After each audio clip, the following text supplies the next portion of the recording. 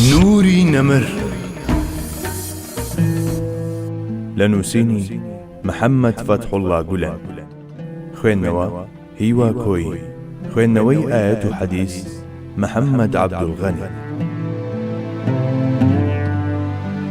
چەند نمونەیەک. نۆژەنکردنەوەی کەعبە. مرۆڤی سەردەمی جاهیلی وەک بڵێ ڕۆڵەی فیتنە و ئاشوب جێڕان بوو. دەدوت تاکە ئەرک و مەبەستی بوونیان بریتیە لە نانەوەی ئاشوب و جێچەڵ. گەرسیانیان لە جەیەک کۆبوو بوونایەتەوە، بێشک ئاشوبێکیان هەڵدەگیرسان. جایەک خستنی ئەمانە و پێگەیاندنیان بە جۆرێک کە ببنە مامۆستای تەواوی شارستانیەتەکانی سەرزەوی، موعجیزەیەکە تەنها تایبەتە بە پێغەمبەری خوا صلی الله علیه وسلم. هەموو ئەمانەشی بەو فەتانەتە ئەنجام دەدا کە ڕەهەندێکی ئاسمانی هەبوو. نۆژەنکردنەوەی کەعبەی پیرۆز بەریەکێک لە ساڵەکانی پێش پێغەمبەرایەتی دەکەوێت.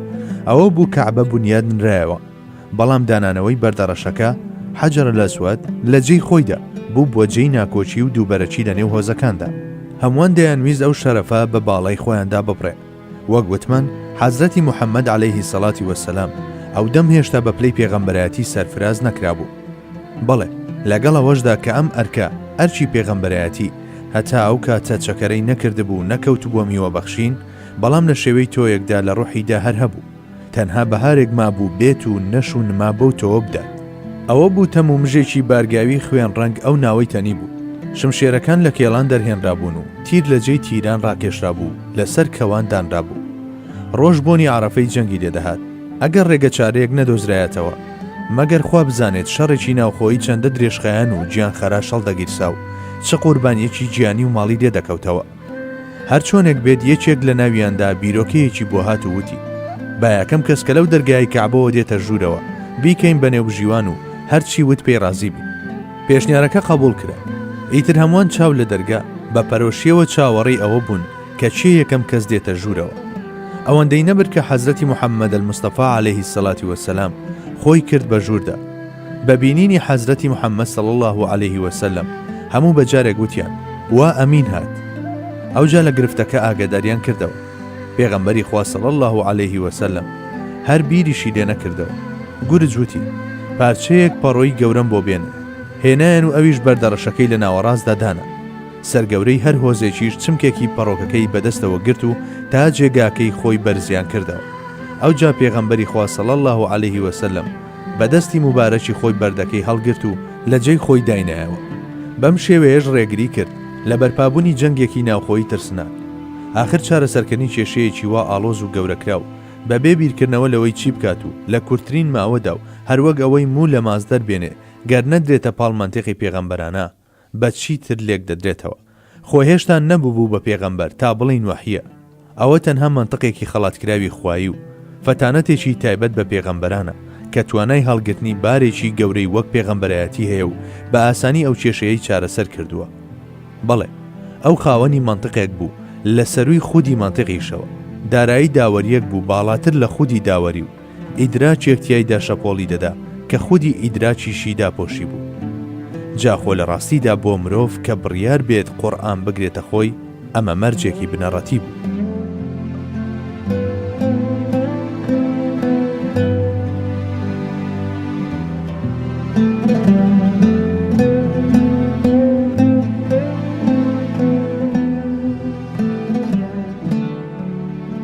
چاکناسینی دوێنراوەکانی. حوسەین جارێکیان دێتە خزمەتی پێغەمبەری خوا، نیەتی وا بۆ ڕێنمایی پێغەمبەری خوا بکات. داینا بوو قەناعەتی پێ بکات و لە بانگەوازەکەی پاشگەزی بکاتەوە.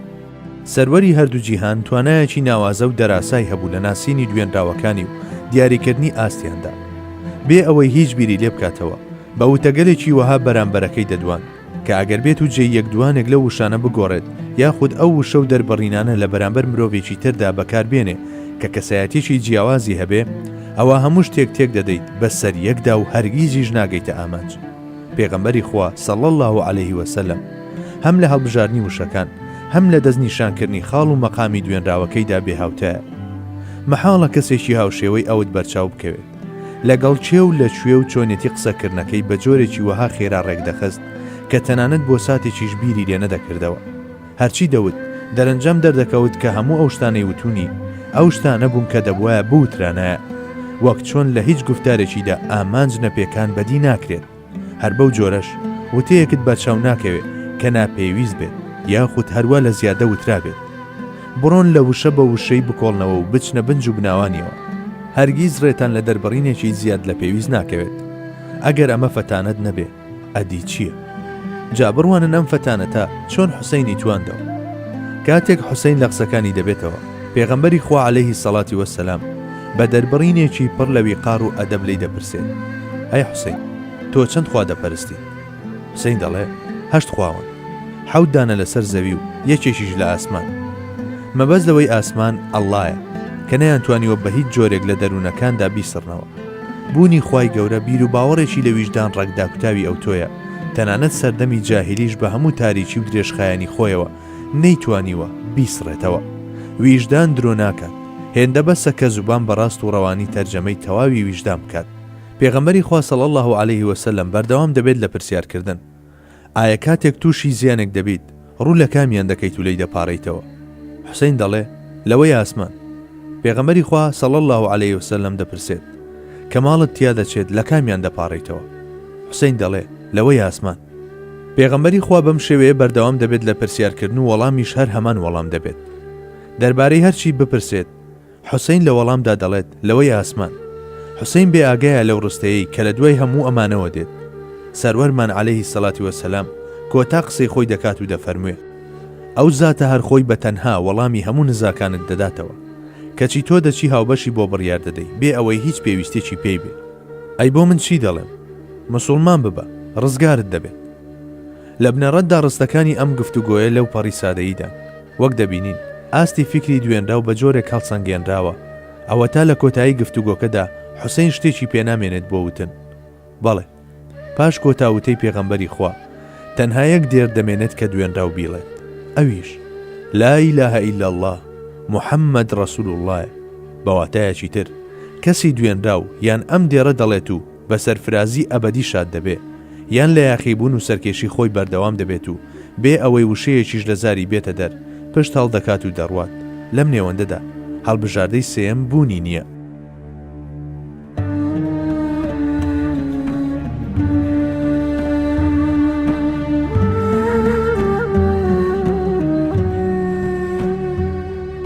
قسەکردن بە ژێرەی دوێنراو. مرۆڤی دەشتەچی مرۆڤێکە لە بیاباندا ژیان بەسەر دەبات. زۆر جار وشترەکەی لێون دەبێت، یان کۆڵ و بارەکەی لەبیر دەچێت، یان لە ناکەو تووشی دەبێت بە تووشی جێژەڵوکەیەکی لمینەوە و دەست دەکات بە هاوار و فوغان. جابیر لە حاڵەتی ڕۆحی کەسێکی لەم جۆرە بکەنەوە. وەختێ ئەم مرۆڤە تووشی نەهامەتی و تەنگانە دێ چی دەکات؟ هەبێ و نەبێ شتێکی جیاوازتر لەو قسانەی حەزرەتی حەمزە نایەت بە سەرزاریدا کە جارێکیان عەرزی پێغەمبەری خوا صلی الله علیه وسلمی کرد. حەزرەتی حەمزە لەو کاتەدا کە موسڵمان دەبوو بە پێغەمبەری خوای وت: ئەی موحەممەد، لە تاریکی نۆتەکە چاوی شەوانی بیاباندا تێگەیشتم کە خوا زۆر لەوە گەورەترە کە قەتیسی ناو چوار دیواران بکرێت. بەڵێ، نزیکەی هەموو ئەوانەی بێکەڵچی و دەستەوەسانی لات و عوزا و هوبەلیان بۆ دەرکەوتە بوو هەمان شتیان دووپات دەکردەوە، چونکە ئەوە ویژدان بوو کە لە دەرونی ئەواندا نەعرەتەی ئەم حەقیقەتەی دەچێشە. ویژدانیش ڕاستی دەوت. ئەوە تا چەندین کەس بەم چەشنە حاڵەتە ڕۆحیەوە هاتوونەتە خزمەت پێغەمبەری خوا و پرسیارە دەشتەچیانەکانی خۆیانیان کردووە و لە ڕێی وەڵامە نایابەکانی پێغەمبەری خواوە سەڵات و سەلامی خوای لەسەر بێ کە پڕاو پڕی دنیای ڕۆحیان بووە بە هیدایەت سەرفراز بوون و شوێنی خۆیان لە نێو ئەستێرەکانی ئاسماندا کردوتەوە.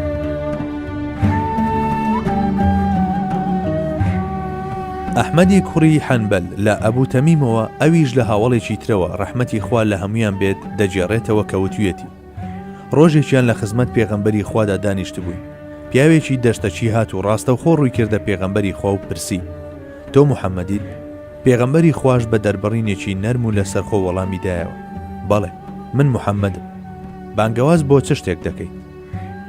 پێغەمبەری خوا صلی الله علیه وسلم دەفەرموێ: بانگەواز بۆ لای خوای عەزیز و جەلیل دەکەم، بە تەنها بۆ لای ئەو خوایەی کە تاک و تەنیایە و هیچ شەریک و هاوڵێکی نییە، ئەو ئەڵڵایەی کە ئەگەر تووشی زیان بوویت و داوات لێکرد لەسەر تیلا دەبات، ئەو خوایەی کە ئەگەر تووشی قاتی وشکە ساڵی بوویت و هانات بۆ برد وەڵامت دەداتەوە، پارا و تێراوت دەکات، ئەو خوای کە ئەگەر لە زەویەکی سارای تەختدا بوویت و ڕێگە و توێشود لێون بوو تۆش لێی پاڕیتەوە بەدەمتەوە دێت و بۆت دەجێڕێتەوە. ئای لە ناوازایی ئەو وتانەی بەو دەشتە چێ وتران. بزانن چۆن تەواوی ڕستەکان پەیوەندیان بەو لایەنانەوە هەیە کە لەگەڵ خوێنی ئەو دەشتە چێدا تێکەڵ بوو. برسێتی، وشکە ساڵی، نەهامەتی و مەینەتی ناوبیابان، هەموو ئەمانە چی دەگەێنن؟ ئەوە تا ئەو دەشتە چێی کە چاک شارەزای ئەم شتانەیە و ئێستا باسی ئەو خاوەن توانستە ڕەهایی بۆ دەکرێت کە لە تەواوی ئەو حاڵەت و بارانەدا دەبێتە تاکە دەرەتان و پەناگەی. جاخۆ ئەو هەستانەش کە لە ویژدانی ئەوەوە هەڵدەقوڵان هەر هەمان ئەو واتایانە بوو، بەڵام بابای دەشتەچی هێشتا نەگەیشت بۆ ئەو ئاستەی لە زوبانی ئەو واتایانە تێبگات، وەک بڵێی پێغەمبەری خوا صلی الله عليه وسلم بەم دەربڕینانەی ئەلفوبێی زوبانی ناخ و ویژدانی فێر بکات. وەها بوو قسەکانی بە جۆرێک کاریان لە کابرای دەشتەچی کرد، بە چەشنێک ڕەجی گومانەکانی دەرونیان وشک کرد.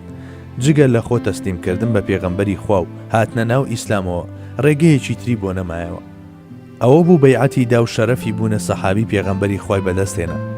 وشەکان زۆر سادەن، شێوازی قسەکردنەکە هیچ گەمەیەکی ڕەوانبێژی و زمانەوانی تێدا نەکراوە، بەڵام ڕاستێکی حاشا هەڵنەگر هەیە.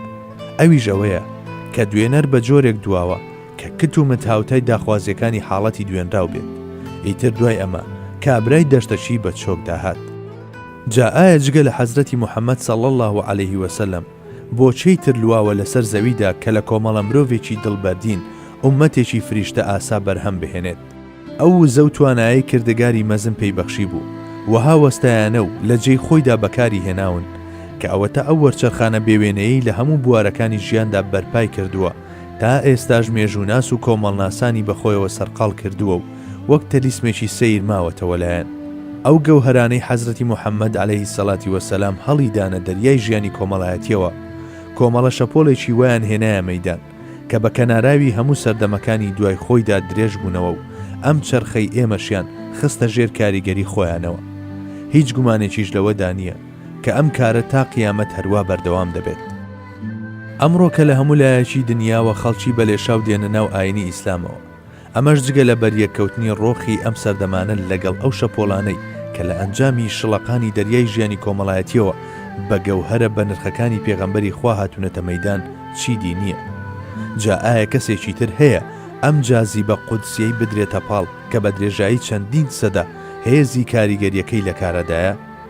مەگەر جگە لە حەزرەتی موحەممەد صلی الله عليه وسلم کەسێکی تر هەیە کە خاوەنی وەها جازیبیەیەک بێت تا بڵێن هی ئەوە؟ ببڕای هەر ئەوە کە دانەی دانسقە و فەریدی کەون و زەمانە، هەموو شتێکیش لە بەرخاتری ڕووی ئەوە. نوری نەمر